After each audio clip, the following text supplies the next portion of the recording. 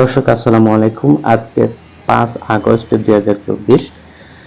আজকে আন্দোলনকারীদের যে আন্দোলন, এটি হচ্ছে গণভবন ঘেরাও করা। ওই আমাদের সামনে এখানে পাশেই হচ্ছে গণভবন। আমি শিমুলি থেকে আপনাদেরকে সকালের দৃশ্যটি দেখানোর চেষ্টা করেছি। সকালের দৃশ্যটি হচ্ছে রাস্তাঘাটে মানুষ অনেকটাই আছে, তারা ইমার্জেন্সি কারণে হয়তো বা বের হয়েছেন, কিন্তু এত বেশি গাড়ি বাস দেখা যাচ্ছে না। তবে বেলা বাড়ার সাথে সাথে হয়তো বা সংখ্যাটা আরো কমে যাবে একদম। অনেকটাই গাড়ি ঘোড়া হয়তো নাও চলতে পারে, এখন কিছু বাস গাড়ি চলছে দেখা যাচ্ছে। তো কি হবে জানি না। আপনারা